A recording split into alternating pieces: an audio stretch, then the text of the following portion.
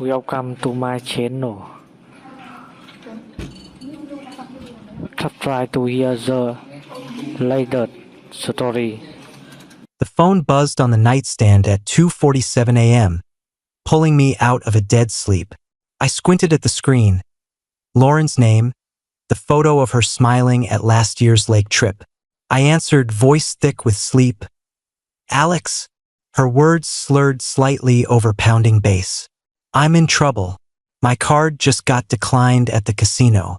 We're at the high-limit blackjack table and security won't let us cash out our chips until the marker's covered. I need you to transfer $4,000 right now or they're calling the floor manager. I sat up slowly, rubbing my eyes. The room was dark except for the glow from the clock.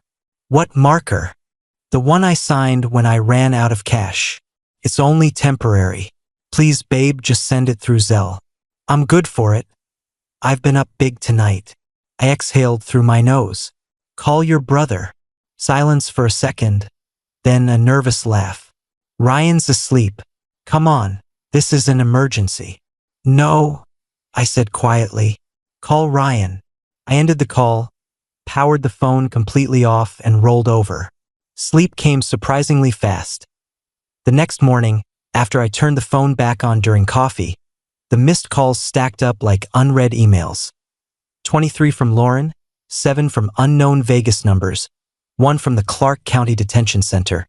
I let them all go to voicemail until the detention center rang again at 10:12. This is Officer Delgado with Las Vegas Metro. Are you Alexander Hayes? Yes. We have a Lauren Everett in custody.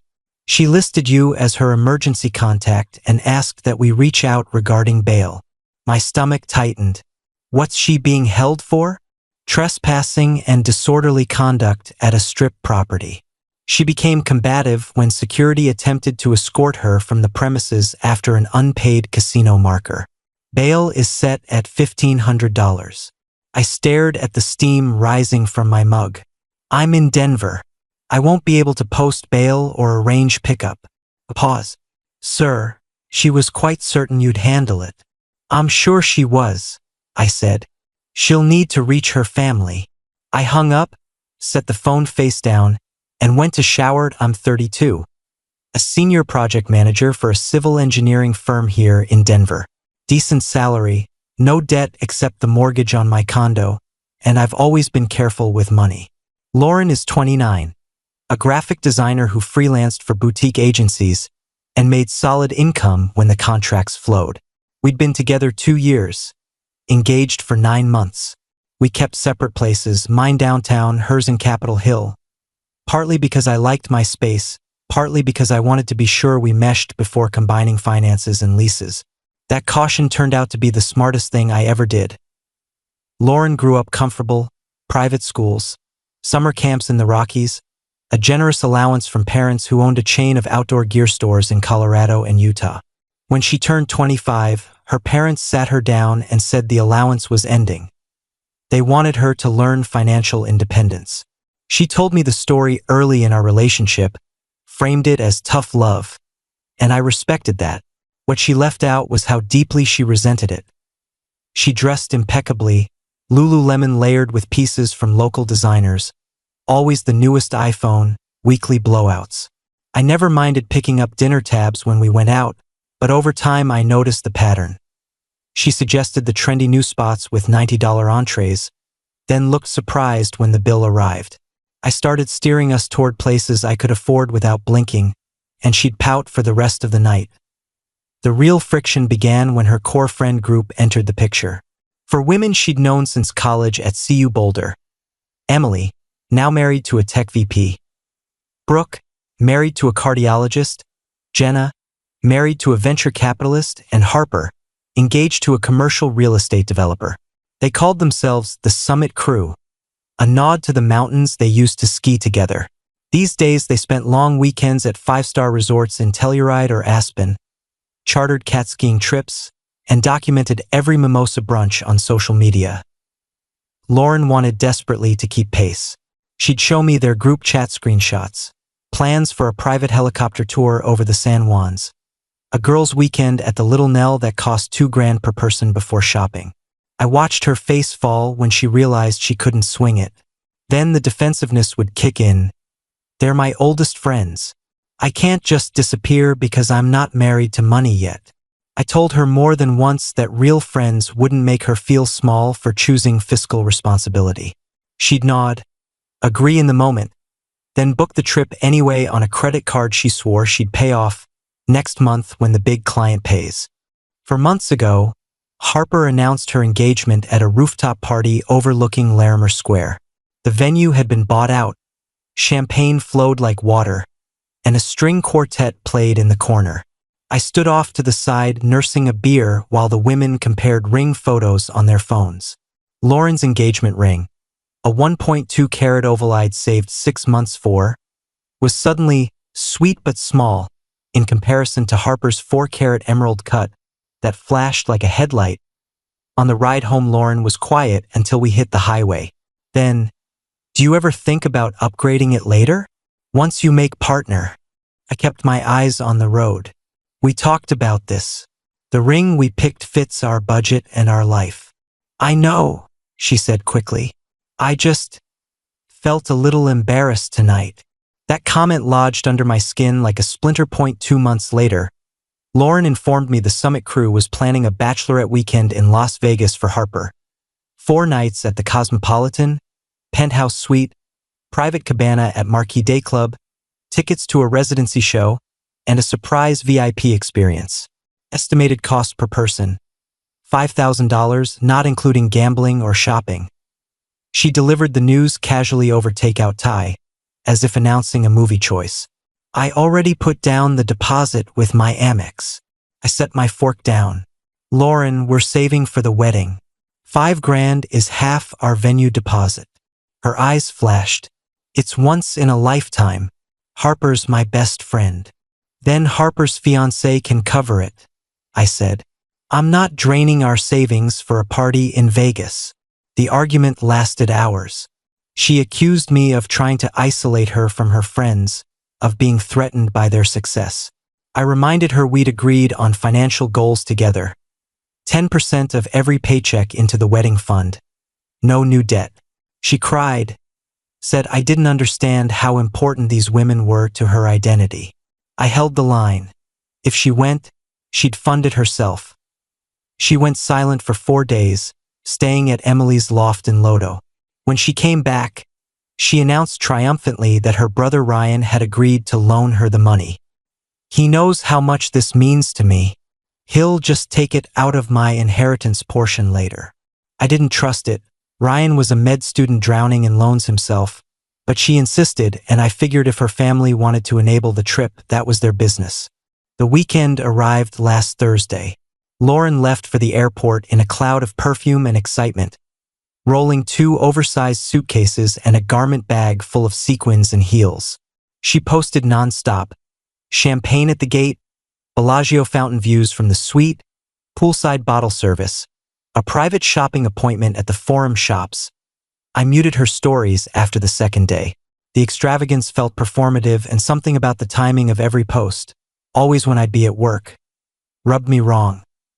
Friday night she FaceTimed me from a nightclub, cheeks flushed, music thumping. Having the best time. Wish you were here.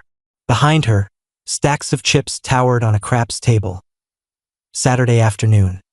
Photos from a rooftop brunch, bottomless rows, designer shopping bags piled like trophies.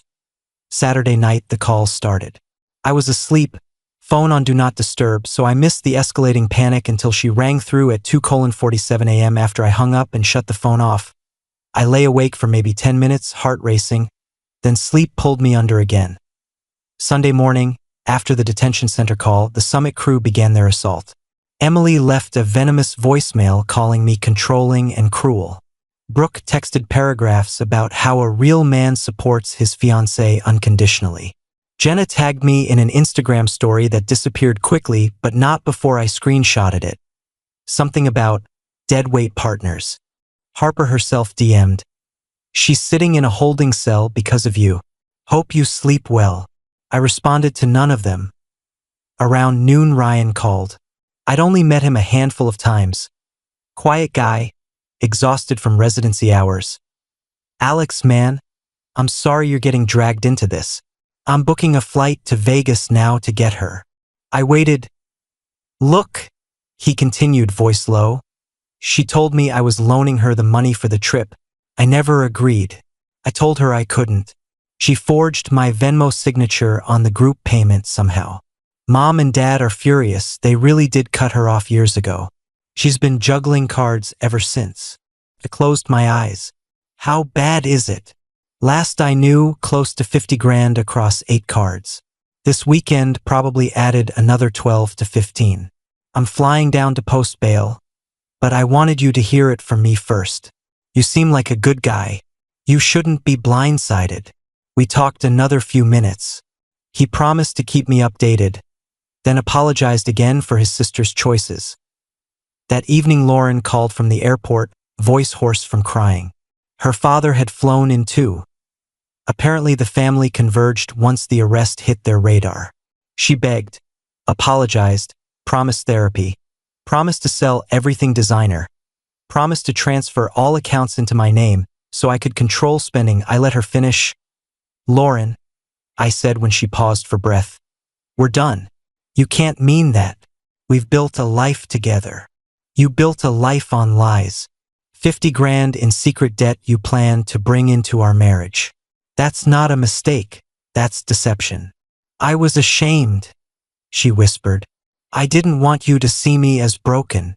I would have helped you fix it if you'd been honest from the start. Instead, you hid it and expected me to pay for it forever. She sobbed, pleaded, offered every concession imaginable. I waited until she ran out of words. I'm sorry, I said, but I'm out. I blocked her number, then blocked the summit crew one by one as they kept messaging. Monday morning, she showed up at my condo door, eyes puffy, hair in a messy bun, wearing yesterday's travel clothes. She held a small duffel of things I'd kept at her place. Please, Alex, give me one more chance. I'll move in with my parents, get a debt consolidation plan, go to counseling. I love you. I handed her a cardboard box containing her charger, the spare key she'd left, the hoodie she always stole, a few books. I loved who I thought you were, I said. Someone honest. Someone who shared my values. That person doesn't exist. She sank to her knees on the welcome mat, crying harder. I closed the door gently and locked it. In the weeks since, mutual friends have reached out. Some angry, some supportive. Her parents sent a brief email thanking me for not taking on the debt and wishing me well. Ryan texted that she's living at home now, attending mandatory financial literacy classes her father enrolled her in, and started a payment plan that will take years to clear. I've gone no contact completely. I unfollowed, archived photos, deleted our shared albums. I increased my down payment savings aggressively, started running again along Cherry Creek, and accepted an invitation to climb a 14er with coworkers this summer. Sometimes late at night, I think about the what-ifs, the life we almost merged. Then I remember the relief that washes over me every time I check my bank account and see only my own name, my own choices, that I dodged a lifetime of resentment and bailouts. The hardest decision I ever made turned out to be the kindest thing I could have done for both of us.